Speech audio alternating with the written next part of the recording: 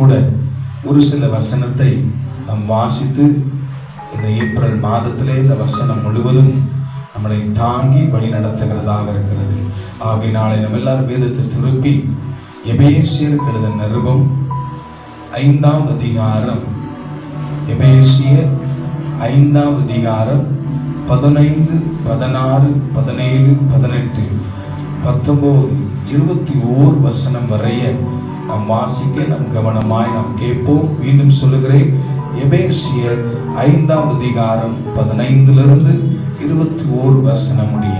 ஆனபடியினாலே நீங்கள் ஞானமற்றவர்களைப் போல நடவாமல் ஞானம் உள்ளவர்களைப் போல கவனமாய் நடந்து கொள்ள பார்த்து, நாட்கள் பொல்லாதவைகளானதால் காலத்தை பிரயோஜனப்படுத்திக் கொள்ளுங்கள். ஆகையால் நீங்கள் மதியற்றவர்களாயிராமல் கர்த்தருடைய சித்தம் இன்னதென்று உணர்ந்து கொள்ளுங்கள். துன்மார்க்கத்திற்கு ஏதுவான மதுபான வெறி கொள்ளாமல் ஆவியினாலே நிறைந்து சங்கீதங்களினாலும் கீர்த்தனைகளினாலும் ஞான பாட்டுகளினாலும் ஒருவருக்கொருவர் புத்தி சொல்லிக் கொண்டு உங்கள் இருதயத்தில் கர்த்தரை பாடி கீர்த்தனம் பண்ணுங்கள். நம்முடைய கர்த்தராகிய இயேசு கிறிஸ்துவின் நாமத்தினாலே எப்பொழுதும் எல்லாவற்றிற்காகவும் பிதாவாகிய தேவனை ஸ்தோத்தரித்து தெய்வ பயத்தோடே ஒருவருக்கொருவர் கீழ்ப்படிந்திருங்கள். ஆமென். அல்லேலூயா. ஒருவருக்கொருவர் தேவ பக்தியினாலே என்ன செய்யுங்க? கீழ்ப்படிந்திருங்கள்.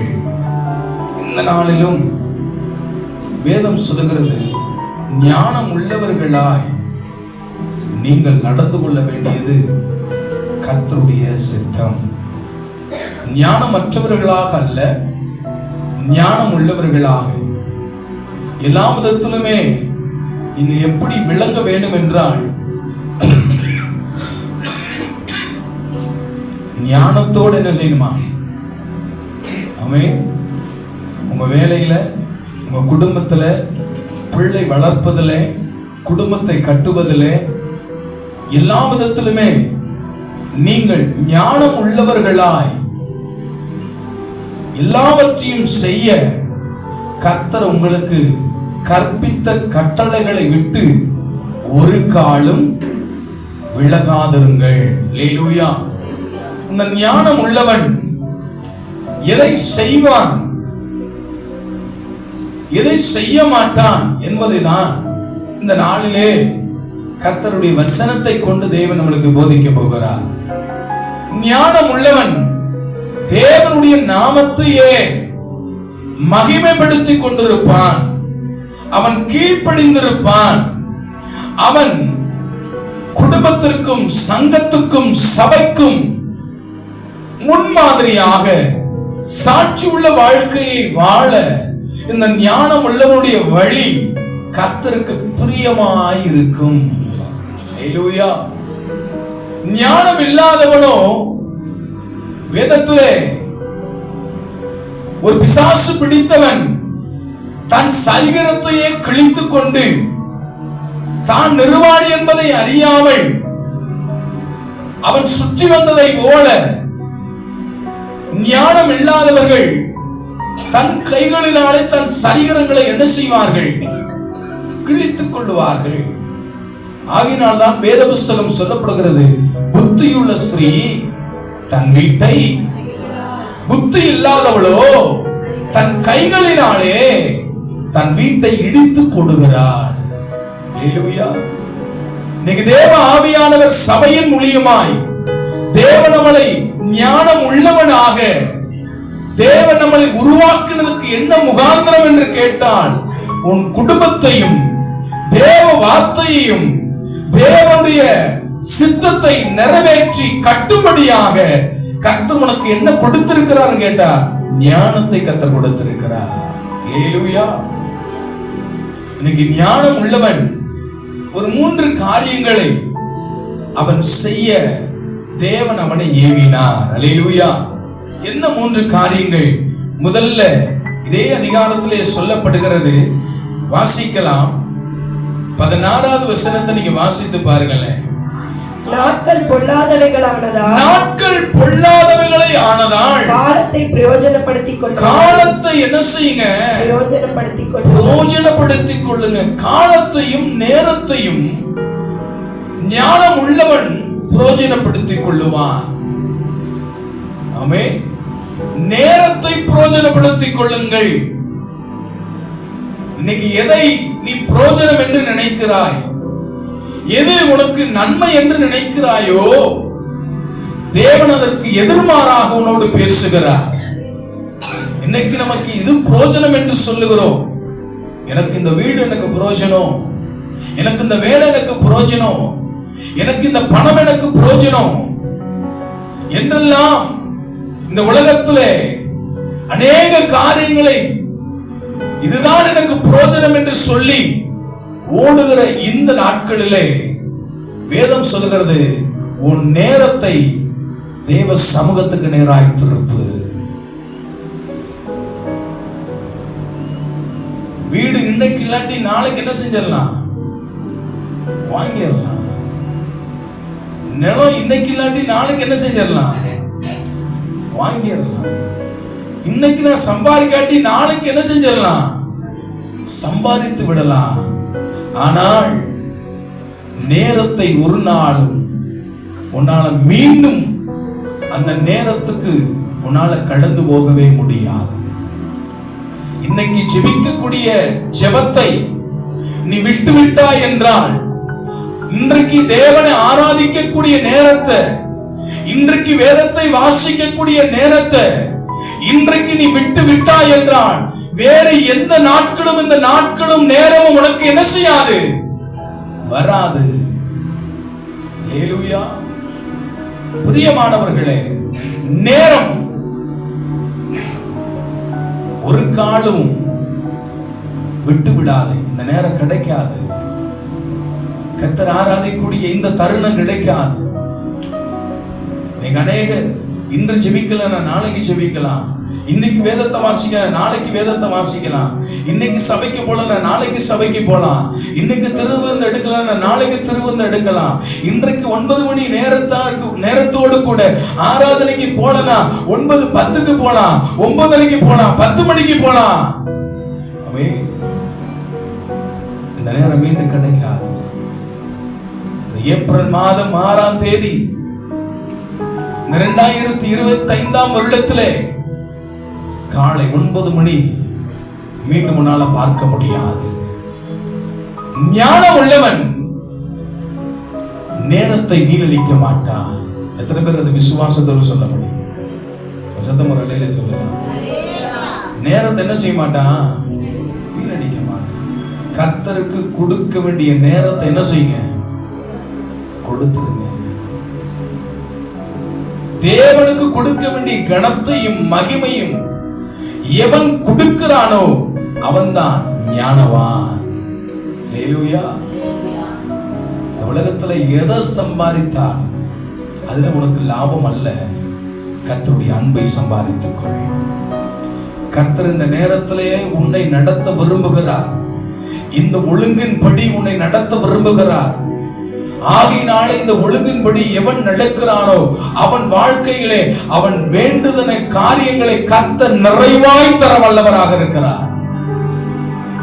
கேட்கிறவர்கள் பெற்றுக் கொள்ளுகிறார்கள்.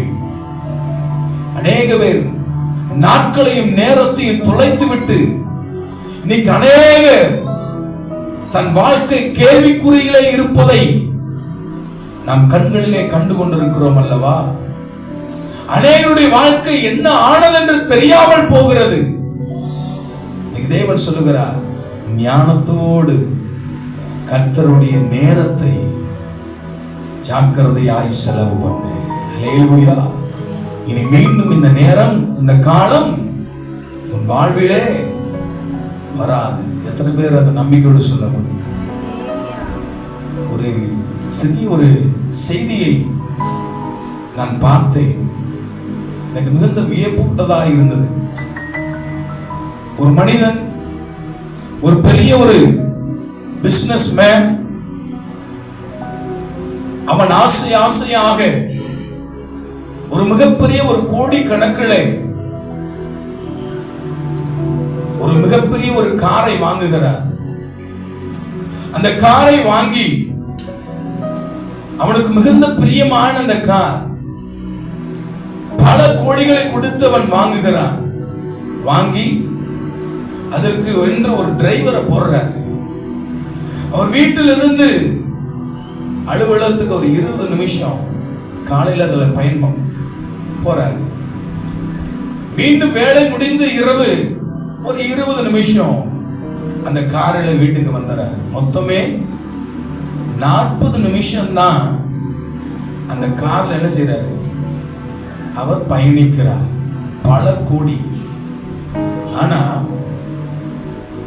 அந்த காரை முழுமையாய் சுதந்திரித்துக் கொண்டு அந்த காரிலே அதிக நேரம் இருக்கிற மனிதன் யார் என்று கேட்டால் டிரைவர். என்ன நாள் ஃபுல்லா அந்த சொகுசான காரில் என்ன செய்யறாரு, உட்கார்ந்து இருக்கிறாரு, ஏசி போடுறாரு, அதுலதான் உட்கார்ந்து என்ன செய்யறாரு, சாப்பிடுறாரு, அதுலதான் மல்லாக்க படுத்து மதியம் என்ன செய்யறாரு, தூங்குறாரு. கொஞ்சம் கடைக்கு போகணும் அப்படின்னா அந்த கார் எடுத்து தான் என்ன செய்யறாரு, கடைக்கு போறாரு. உழைத்து வாங்கினவன் ஒருவன், ஆனா அனுபவிக்கிறவன் ஒருவன். இதான் வாழ்க்கை. நீ மிகப்பெரிய இந்த உலகத்துல என்ன வேணாலும் நீ சம்பாரி, ஆனா அதுல நீ வாழல அப்படின்னா, அதுக்கு வாழக்கூடிய தருணங்கள் உன்கிட்ட இல்லை அப்படின்னா, வேறு எவனோ ஒருத்தன் என்ன செஞ்சிருவான்.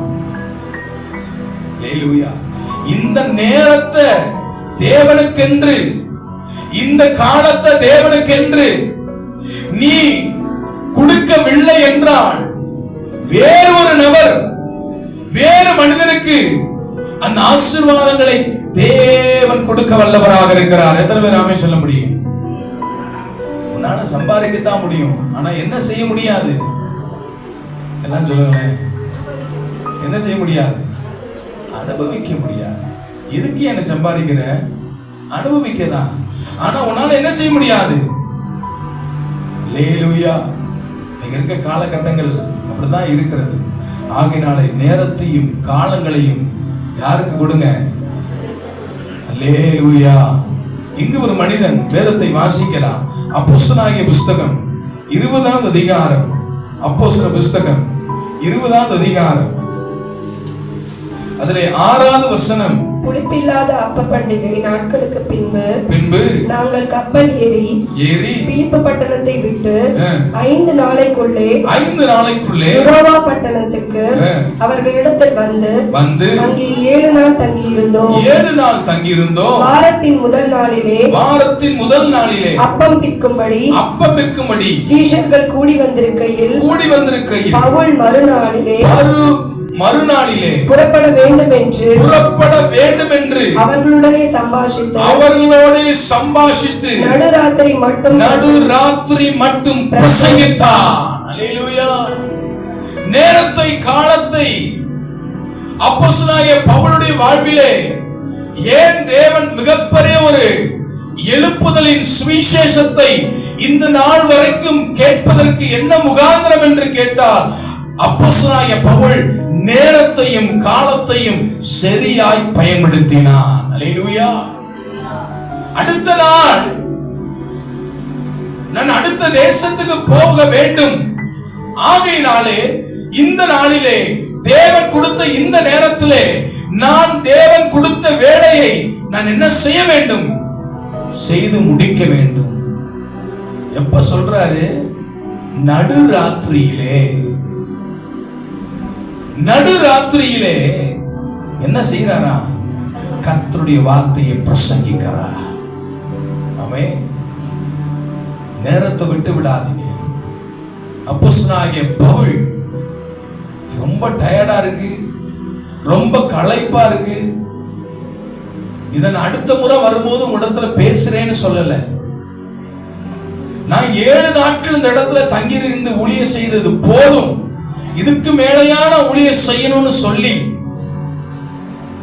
தன் நேரத்தை குறித்துக் கொள்ளவும் இல்லை. தன் தூக்கத்துக்காக பிரசங்கத்தை தள்ளி போடவும் இல்லை. தேவனுடைய வேலையை தன்னுடைய தூக்கத்துக்காக அவர் ஒதுக்கி வைக்கவும் இல்லை. அப்போஸ்தலனாகிய பவுல் சொல்லுகிறார், நாளைக்கு இந்த இடத்தை விட்டு நான் கடந்து போயிருவேன், ஆகினாலே நடு ராத்திரியிலே அல்லேலூயா கர்த்தருடைய வார்த்தையை பிரசங்கித்துக் கொண்டே இருக்கிறார். ஆமென். இன்னைக்கு நம்முடைய சபையில ஒரு 10 நிமிடங்கள் செய்தி அதிகமா ஆயிருச்சு அப்படின்னா நம்மளால கொஞ்ச நேரம் என்ன செய்ய முடியாது, உட்கார முடியாது. இல்ல செய்தி வேளையில என்ன வந்துரும் பரிசுத்த ஆவியானவர் இறங்கி அவரோடு நிலநாட்டமாய் ஆடிக்கொண்டிருக்கிறார். அல்லேலூயா. நேரங்களில் எப்படி நீ கழித்துக் கொண்டிருக்கிறாய்? தேவ சமூகத்திலே தேவனுடைய ஊழியத்தை செய்வதற்கும் கிறிஸ்துவின் பணியை தொடர்வதற்கும் கர்த்தருடைய நாமத்தை மகிமைப்படுத்துவதற்கும் எம்மட்டும் நீ அசதியாய் இருப்பாய், எம்மட்டும் நீ விலகி இருப்பாய்.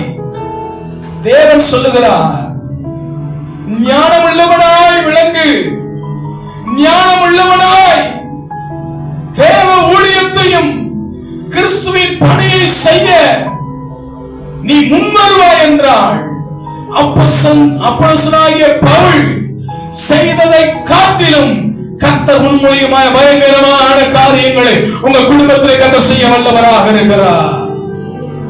ஹல்லேலூயா. அசதி எல்லா மனிதனுடைய வாழ்விலும் வர்றதுதான். ஆமென். பலவீனங்கள் அநேகருடைய வாழ்விலே வருவதுதான். ஆனால் என் சுய பலத்துக்காக, என் சுய இன்பங்களுக்காக எதை ஒதுக்க கூடாது? கிறிஸ்துவை ஒதுக்கவே கூடாது. ஒரு 4-3 வாரங்களுக்கு முன்பாக இரும்பிக் கொண்டே இருந்தேன். ஆண்டவர்கிட்ட சொன்னேன், ஆண்டவரே இரும்பு வந்துகிட்டே இருக்கு, ஆனா நான் பிரசங்கிக்கும் போது என்ன வரக்கூடாது, இந்த இருமலுக்காக நான் எதை ஒதுக்க கூடாது. பிரசங்கத்தை ஒதுக்க முடியுமா? ஆமென். பலவீனம் தான், நிற்க முடியாத ஒரு சூழ்நிலை தான். ஆனால் கர்த்தர் கொடுத்த இந்த நேரத்தை நீ கர்த்தருக்காக நீ பயன்படுத்துவாய் என்றால் கர்த்தர் உனக்கு முன்னே கடந்து போக வல்லவராக இருக்கிறார். எத்தனை பேர் ஆமென் சொல்ல முடியும்? தேவனுக்குரிய நேரத்தை நீங்க செலுத்துவீர்கள் என்றால் கர்த்தர் உன்னை மகிமைப்படுத்த வல்லவராக இருக்கிறார். எத்தனை பேர் ஆமென் சொல்ல முடியும்? அதே இரவிலே தன் தூக்கத்தை விட்டு தன் பலவீனத்தை பாராமல் கிறிஸ்துவின் பணியை செய்த அப்போஸ்தலனாகிய பவுல் இந்த நாளிலே உனக்கு முன்மாதிரியாய் கர்த்தர் வைத்திருக்கிறார். இன்னைக்கு நாமும் ஞானத்தோடு செயல்படுவோம் என்றால் நிச்சயமாய் கர்த்தர் கிருபையாய் அளிக்க வல்லவராக இருக்கிறார். வேதத்திலே இன்னொரு மனிதனை குறித்து சொல்லப்படுகிறது. எபிரேயர் புஸ்தகம் 11வது அதிகாரம் 7வது வசனத்தை நீங்க வீட்டுல போய் வாசித்துக் கொள்ளுங்கள். எபிரேயர் 11வது அதிகாரம் 7வது வசனத்திலே அவன் விசுவாசத்தினாலே தேவன் தன் காலத்திலே காணப்படாதவர்களை குறித்து தேவ எச்சரிப்பு பெற்று, அல்லேலூயா, காணப்படாதவர்களை குறித்து நோவா தன் காலத்தை பயன்படுத்தி அந்த நேரத்திலே தேவன் கொடுத்த வாக்குத்தத்தத்தை, தேவன் கொடுத்த வேலையை அவன் தவறாமல் செய்து முடித்தான். அல்லேலூயா. காணப்படாத காரியங்கள், வறண்டு கிடக்கிற காரியங்கள் மழை வரும் என்று சொல்லும் பொழுது தேவன் கொடுத்த வேலை, நீ படகை ஆயத்தப்படுத்து, நீ மிகப்பெரிய ஒரு கப்பலை ஆயத்தப்படுத்து. எல்லாரும் அவனை பார்த்து நகைக்கிறார்கள், கேலி பண்ணுகிறார்கள், கிண்டல் பண்ணுகிறார்கள். உதவுவதற்கு ஒருவரும் இல்ல. நியாயம் பேசிக் கொண்டிருக்கிறார்கள், கூட்ட கூட்டமாய் பார்த்து கொண்டிருக்கிறார்கள். ஆனால் அவனுக்கு உதவி செய்ய ஒருவராலும் கூடாமல் போயிற்று. ஆனால் யார் என்ன சொன்னாலும் பரவாயில்லை, கர்த்தர் கொடுத்த இந்த வேலைய இந்த காலத்துல நான் என்ன செய்வேன். அதிகாரத்தில் நீங்கள் வாசித்து பார்ப்பீர்கள் என்றால் அவன் ஒரு நாள் கூட அந்த வேலையை நிறுத்தவே இல்லை. அவன் வேலை செய்து கொண்டே இருந்தான். ஆகினால்தான் தன் குடும்பம் முழுவதும் ஜீவன் தப்பிக்க கர்த்தர் கிருபை செய்தார். எத்தனை பேர் ஆமென் சொல்ல முடியும்? இன்னைக்கு நம்ம குடும்பம் முழுவதும் ஜீவன் தப்பித்துக் கொள்ள வேண்டும் என்றால், ஆபத்திலிருந்து, நாச மோசத்திலிருந்து, பிசாசின் பிடியிலிருந்து நீ விடுதலையாக்கப்பட வேண்டும் என்றால் இந்த காலத்தை நீ பிரயோஜனப்படுத்திக் கொள். இந்த நேரத்தை நீ பிரயோஜனப்படுத்திக் கொள். கர்த்தர் உனக்கு கொடுத்த வேலையை, கர்த்தர் உனக்கு கொடுத்த குடும்பத்தை, கர்த்தர் உனக்கு கொடுத்த நேரத்தை நீ கர்த்தருக்காக உண்மையாய் பயன்படுத்துவாய் என்றால் நிச்சயமாய் நோவாவோடும் அப்போஸ்தலனாகிய பவுலோடும் இருந்தவர் இன்றைக்கு உன்னோடும் இருக்க வல்லவராக இருக்கிறார். இருப்பான்னு சொல்லுங்க, மாத்திரம் ஒரு அலையில சொல்லலாம். ஞானம் உள்ளவனாய் நீ நடந்து கொள்ளுவாய் என்றால் நிச்சயம் கர்த்தர் உன்னை ஆசீர்வதிப்பார். அல்லேலூயா, அல்லேலூயா. ஞானம் உள்ளவன் முதலாவது நேரத்தையும் காலத்தையும் என்ன செய்ய மாட்டானா? வீணாக்க மாட்டான். இரண்டாவது சொல்லுகிறேன், வாசிக்கலாம். எபேசியரின் புஸ்தகம் 5ஆம் அதிகாரம் 17ஆவது வசனத்தை நீங்க வாசித்து பாருங்களேன். இரண்டாவது எபேசியர் 5ஆம் அதிகாரம் 17ஆவது வசனம். ஆகையால் நீங்கள் மதியற்றவர்களாய் இராமல் கர்த்தருடைய சித்தம் இன்னதென்று உணர்ந்து கொள்ளுங்கள். இரண்டாவது, ஞானம் உள்ளவன் தேவ சித்தத்தை என்ன செய்வானா? உணர்ந்து கொள்ளுவான். தேவ சித்தம் என்பதை அறிந்து கொள்ளுவான். இது தேவ சித்தமா, இது தேவ சித்தமா, இல்ல இது தேவ சித்தம் இல்லையா என்பதை என்ன செய்வானா? அறிந்து கொள்வான். எதையா தேவ சித்தம்? ஆமென். இங்கு ஒரு மனிதனுக்கு தேவ சித்தத்தை கர்த்தர் வெளிப்படுத்துகிறார். அந்த வேதத்திலே நீங்கள் வாசித்து பார்ப்பீர்கள் என்றால் அப்போஸ்தலர் புஸ்தகம் 10ஆவது அதிகாரம் அதிலே 10ஆவது வசனத்தில் இருந்து நீங்கள் வாசித்து பார்ப்பீர்கள் என்றால் அதுல 21 வசனங்கள் முடிய இங்கு ஒரு மனிதனுக்கு கர்த்தர் ஒரு சொப்பனத்தை கர்த்தர் வெளிப்படுத்துகிறார். யாருக்கு வெளிப்படுத்துறாரா? அவன் மிகுந்த பசியடைந்து சாப்பிட மனதாய் இருந்தான். அதற்கு அவர்கள் ஆயத்தம் பண்ணுகையில் அவன் ஞான திருஷ்டி அடைந்து வானம் திறக்கிறதாகவும் 4 முனைகளும் கட்டப்பட்ட பெரிய துப்பட்டையை போல ஒரு விதமான கூடு தன்னிடத்தில் இறங்கி தரையில் விடப்பட்டிருக்கிறதாகவும் அதிலே பூமியில் உள்ள சகலவித 4 கால் ஜீவன்களும் காட்டு மிருகங்களும் ஊரும் பிராணிகளும் ஆகாயத்து பறவைகளும் இருக்கிறதாகவும் கண்டான். அல்லாமலும் பேதுருவே எழுந்திரு அடுத்து புசி என்று அவனுக்கு சொல்லும் ஒரு சத்தம் உண்டாயிற்று. அதற்கு பேதுரு அப்படியல்ல ஆண்டவரே, தீட்டும் அசுத்தமாய் இருக்கிற யாதொன்றையும் நான் ஒரு காலம் புசித்ததில்லை என்றான். அப்பொழுது தேவன் சுத்தமாக்கினவைகளை நீ தீட்டாக எண்ணாதே என்று 2ஆம் தரமும் சத்தம் அவனுக்கு உண்டாயிற்று. 3ஆம் தரமும் அப்படியே உண்டாயிற்று. பின்பு அந்த கூடு திரும்பவும் வானத்துக்கு எடுத்துக் கொள்ளப்பட்டது. அப்பொழுது பேதுரு இங்கு பேதுரு ஒரு சொப்பனத்தை காணுகிறார்.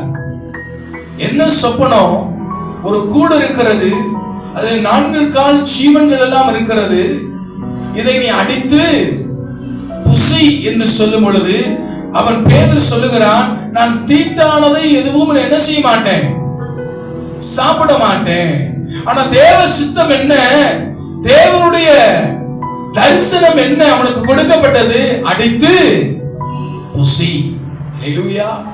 இன்னைக்கு தேவ சித்தத்தை நீங்கள் அறிந்து செயல்படும் பொழுது, தேவ சித்தத்துக்கு உங்களை ஒப்பு கொடுப்பீர்கள் என்றால் நிச்சயமாகவே கர்த்தருடைய நாமத்தை உங்கள் மூலியமாய் கர்த்தர் மகிமைப்படுத்த வல்லவராக இருக்கிறார். ஞானம் உள்ளவனாய் தேவ சித்தத்தை அறிந்து கொள்ளுங்கள். ஹல்லேலூயா. எது உள்ளவனாய்? ஞானம் உள்ளவனாய். இங்கு சொல்லப்படுகிறார், ஆண்டவரே இதெல்லாம் எனக்கு எப்படி இருக்கிறது? தீட்டாக இருக்கிறது. இதை நான் என்ன செய்ய மாட்டேன்? புசிக்க மாட்டேன் என்று சொல்லுகிறார். ஆனால் தேவன் இந்த தரிசனத்தின் முகாந்திரத்தை தேவன் அதுக்கு பின்பாக சொல்லுகிறார். இவர்களுடைய கலாச்சாரம் எல்லாம் என்ன? யூதர்களுக்கு மட்டும்தான் தேவனுடைய வார்த்தையை சொல்லுவார்கள். பிற ஜாதிகளுக்கு என்ன செய்ய மாட்டார்கள்? சொல்ல மாட்டார்கள். பிற மனிதர்களை ஏற்றுக்கொள்ள மாட்டார்கள். இவங்க கோத்திரம் மாத்திரம்தான், யூத கோத்திரத்துக்கு மாத்திரம்தான் இடம், யூத கோத்திரத்துக்கு மாத்திரம்தான் வீட்டுக்குள்ள அனுமதி, யூத கோத்திரத்துக்கு மாத்திரம்தான் தேவனுடைய வார்த்தையை சொல்லுவார்கள். பிறர் யாருக்குமே என்ன செய்ய மாட்டார்கள்? சொல்ல மாட்டார்கள். அல்லேலூயா. இப்ப எதன் அடையாளமாய்? நீங்கள் ஞானம் உள்ளவர்களாய், நீங்கள் தேவ சித்தத்தை நீங்கள் அறிந்து கொள்ள வேண்டிய ரகசியத்தை கர்த்தர் சொல்லுகிறார். அல்லேலூயா. அப்ப பேதுரு சொல்லுகிறார், இதுதான் உலக வழக்கம், இதுதான் உலகத்திலே சொல்லப்பட்ட கட்டளை. ஆனால் ஆண்டவர் சொல்லுகிறார், என் அருமையான பேதுருவே, நீ இவை எல்லாவற்றையுமே என்ன செய்? அடித்து புசி. ஆனா சொல்றாரு, இது தீட்டல்லவா? ஆண்டவர் சொல்லுகிறார், நீ தீட்டுன்னு சொல்லப்படுகிற எல்லா காரியமே எனக்கு பிரியமாக இருக்கிறது. அல்லேலூயா. இங்க வேதத்திலே அதிலே 22வது வசனத்தை நீங்க வாசித்து பார்ப்பீங்கள் என்றால், அதற்கு அவர்கள் நீதிமானும் தேவனுக்கு பயப்படுகிறவரும் யூத ஜனங்கள் எல்லாராலும் நல்லவர் என்று சாட்சி பெற்றவருமாகிய கொர்நேலியு என்னும் 100க்கு அதிபதி உம்மை தம்முடைய வீட்டுக்கு அழைப்பித்து உம்மால் சொல்லப்படும் வார்த்தைகளை கேட்கும்படி பரிசுத்த தூதனாலே எத்தனமாய் கட்டளை பெற்றான் என்றார். அல்லேலூயா. இங்க கொர்நேலியு ஒரு 3 பேரை அனுப்புகிறார். அதற்கு அடையாளமாகத்தான் என் தேவ ஆவியானவர் அவனுக்கு என்ன கொடுக்கிறாரா? தரிசனத்தை கத்தர் கொடுக்கிறார். அல்லேலூயா. நீங்க அநேக முறை சொல்றோம், இது தீட்டான காரியம், இதை என்ன செய்ய மாட்டேன், நானு தொட மாட்டேன், இந்த ஜாதி தீட்டான ஜாதி, இந்த கோத்திரம் தீட்டான கோத்திரம். அல்லேலூயா. நீ எதெல்லாம் ஒதுக்குறியோ, எதெல்லாம் தீட்டுன்றியோ, அதெல்லாம் இன்னைக்கு கர்த்தர் சொல்லுறாங்க, எனக்கு பிரியமானது. தேவ வார்த்தையை எல்லா மனிதனுக்கும் போத வேண்டும் என்று சொல்லிதான் தேவன் தரிசனத்தை தேவன் காட்டுகிறார். எத்தனை பேர் ஆமென் சொல்ல முடியும்? தேவன் காட்டுகிற தரிசனம் ஒன்று புரிந்து கொள்ளுங்கள், அதிலே இயேசுவின் நாமம் மகிமைப்படுமே தவிர ஒரு நாளும் மனிதனுடைய காரியம் என்ன செய்யாது? மகிமை படாது. அதுதான் தேவன் காட்டுகிற தரிசனம். தேவன் காட்டுகிற தரிசனம் எப்படிப்பட்ட தரிசனம்? உலகத்திலே இருக்கப்படுகிற பாவத்தை உடைக்கிற தரிசனம், உலகத்திலே காணப்படுகிற தீட்டான காரியத்தை உடைக்கக்கூடிய தரிசனம். அல்லேலூயா. தேவன் அப்படிதான் தரிசனம் காட்டுவார். அவருடைய தரிசனம் எப்படி இருக்கும் என்றால், சத்தியத்தை சத்தியமாய் சொல்லக்கூடியதுதான் தேவனுடைய. எத்தனை பேர் ஆமென் சொல்ல முடியும்? அதான் உண்மையான தரிசனம். யாருக்கும் ஃபேவரா கர்த்தர் தரிசனத்தை என்ன செய்ய மாட்டாரு. அல்லேலூயா. எனக்கு பிடித்த மாதிரி தேவன் தரிசனத்தை காட்டுகிற தேவன் அல்ல. எனக்கு விருப்பமான காரியங்களை தரிசனமாய் தேவன் கண்ணில் கொடுக்கிற தேவன். தேவன் காட்டுகிற தரிசனம் ஊழியம் வளரும், சத்தியம் வளரும், சபை வளரும், குடும்பம் கேட்கல. கர்த்தர் காட்டுற தரிசனம் உடைக்காதுங்க. எத்தனை பேர் சொல்ல முடியும்? உருவாக்குன்னு சொல்றவங்க ஒரு இல்லையே சொல்லலாம்.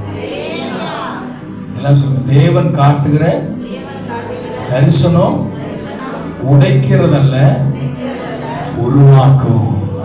அல்லேலூயா, அல்லேலூயா. இவ்வளவு நாளா இவங்களுக்குள்ளே சொல்லப்பட்ட தேவ வார்த்தை, இன்னைக்கு அநேக ஜனங்களுக்கு கடந்து செல்வதற்காக, அநேக ஜனத்திடத்தில் தேவ வார்த்தை கிரியை செய்வதற்காய் தேவன் ஒரு தரிசனத்தை கத்த கொடுக்கிறார்.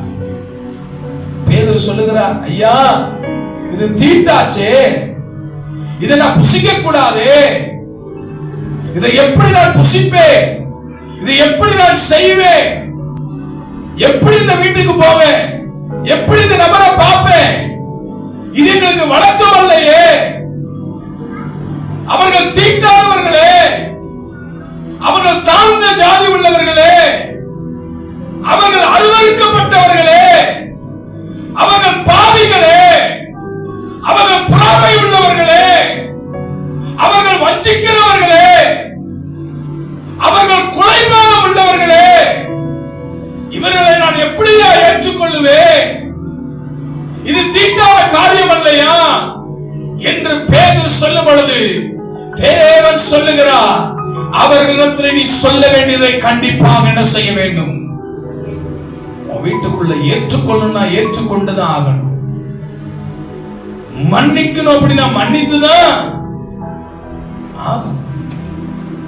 ஹல்லேலூயா. யாருடைய தரிசனம் என்றால் தேவன் கொடுக்கிற தரிசனம். ஞானம் உள்ளவன் தரிசனத்தை பெற்றுக்கொண்டு தரிசனத்துக்கு தன்னை கீழ்ப்படுத்துவான். ஹல்லேலூயா. மூடன் ஏற்றுக்கொள்ள மாட்டான், மூடன் ஏற்றுக்கொள்ள மாட்டான். அதனாலதான் கர்த்தர் சொல்லுகிறார், நான் உன்னை மூடனாய் தெரிந்து கொள்ளல, ஞானியாய் தெரிந்து கொண்டிருக்கிறேன். தரிசனத்தை காட்டுறது. 4 திசையிலும் தேவ வார்த்தையை சொல்ல வேண்டியது உன் கடமை. 4 திசையில் இருக்கிற வீடுகளுக்கு நீ சாட்சியாய் இருக்க வேண்டியது கர்த்தருடைய சித்தம். எத்தனை பேர் சொல்ல முடியும்? சித்தத்தை அறிந்து செயல்படு. ஹல்லேலூயா. சித்தத்தை அறிந்து தேவனுக்கு ஒப்புக்கொடு. அந்த சித்தம் தான் உன்னை மகிமைப்படுத்துகிறதாக இருக்கிறது. எத்தனை பேர் ஆமென் சொல்ல முடியும்? சத்தம் ஒரு அள்ளில சொல்லலாமா? அழகு மாயை நிலைத்திடாதே, அதை நம்பாதே, மயங்கிடுதே,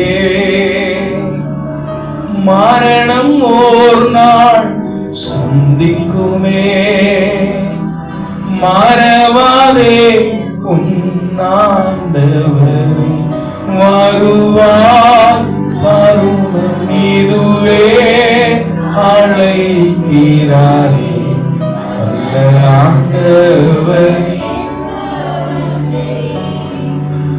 வருவாய் தருணம் இதுவே ஆண்டவர், கட்டின வீடும் நீளம் பொருளோ கண்டிடும் மூற்றா, கட்டின வீடோ கண்டிடும் மூற்றா, கூடுவிட்டு உன் ஆவி போனா, கூட உன்னோடு கூடுவிட்டு உன் ஆவி போனா, கூட உன்னோடு வருவாய் தருணம் இதுவே வல்ல ஆண்டவர், வருவாய் அழைக்கிறாரே.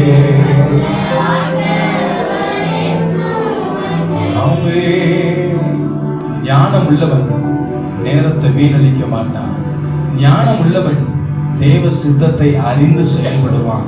3வது சொல்லி முடிக்கிறேன். ஞானம் உள்ளவன் எபிரேயர் புஸ்தகம் 5வது அதிகாரம் அதிலே 19வது வசனத்தை நம்ம வாசிக்கிறோம். சங்கீதங்களினாலும் கீர்த்தனைகளினாலும் ஞான பாட்டுகளினாலும் ஒருவருக்கொருவர் என்ன செய்யுங்க? புத்தி சொல்லிக்கொண்டு போதும். அல்லேலூயா. சங்கீதங்களினாலும் கீர்த்தனைகளினாலும் ஞான பாட்டினாலும் ஒருவருக்கொருவர் என்ன சொல்லுங்க? நம்முடைய சபையில 3மே நடக்குது. சங்கீதம் இருக்கு, அப்புறம் கீர்த்தனை இருக்கு, பாட்டு இருக்கு. இதனால ஒருவருக்கொருவர் என்ன செய்யுங்க? கேட்கல, புத்தி சொல்லணும். ஆமென். என் திறமையை காட்டுவதற்காக நான் பிரசங்கிக்க கூடாது. நான் உட்கார்ந்த நைட் எல்லாம் நோட்ஸ் எடுத்ததுனால என்ன நான் மிகப்படுத்தி பேசக்கூடாது. என் வார்த்தையில என்ன இருக்கணும்னு கேட்டா ஒருவருக்கு ஒருவர், நான் உங்களை தாக்கி பேசக்கூடாது. ஆமென். ஏதோ ஒரு குறிப்பிட்ட நபரை பார்த்து நான் பேசக்கூடாது. அல்லேலூயா. கர்த்தருடைய நாம மகிமைக்காக. எத்தனை பேர் ஆமென் சொல்ல முடியும்? ஒருவருக்கு ஒருவர் நீங்க என்ன செய்யுங்க? புத்தி சொல்லணும். ஆண்டவருடைய ஆராதனை, ஆண்டவருடைய பாடல், சங்கீத வேளையில கர்த்தருடைய நாமம் இந்த இடத்துல என்ன செய்யணும்? மகிமைப்படும். சங்கீதத்துல இருதயம் தொடப்படும். பாடலில் ஆண்டவருடைய நாமம் மகிமைப்படணும். கீர்த்தனையிலே கர்த்தருடைய அசைவாடுதல் இந்த இடத்துல என்ன செய்யும்? இருக்கணும். அதுதான் ஞானவான் செய்யக்கூடிய செயல்பாடு. அநேக இடங்களில் அநேக காரியங்கள்லாம் நடக்கிறது. அதுக்கு இதுக்கு சம்பந்தம் அல்லங்க. இது என்ன? பரிசுத்த ஆராதனை. அதை எப்படி நான் அனுசரிக்கணும்? பரிசுத்தத்தோடு. ஒருவன் ஆலயத்தை கெடுத்தால் கர்த்தர் அவனை ஆலயத்துல உள்ள போறாரு. வியாபாரமா இருக்கிறது. இன்னைக்கு இருக்கிற ஆலயங்கள் வியாபாரமாக இருக்கிறது. அன்றே கர்த்தர் விரட்டி அடிக்கிறார். அல்லேலூயா. என்ன மிகப்படுத்தக்கூடாது. இந்த கீபோர்டு வாசிக்கிற அவர் மிகப்படுத்தக்கூடாது. சங்கீதம் வாசிக்கிற அவரை மிகப்படுத்தக்கூடாது. பாடல் பாடுறவங்க அவங்கள மிகப்படுத்தக்கூடாது. வசனம் வாசிக்கிறவங்க உங்களை மிகப்படுத்தக்கூடாது. அது புத்தியுள்ள ஆராதனை, அது ஞானமுள்ள ஆராதனை. என் ஆராதனை கர்த்தரையே மகிமைப்படுத்த வேண்டும் ஐயா. இந்த ஆராதனையிலே தேவ ஆவியானவர் அசைவாட வேண்டும். இந்த ஆராதனையிலே வியாதி குணமாக வேண்டும்.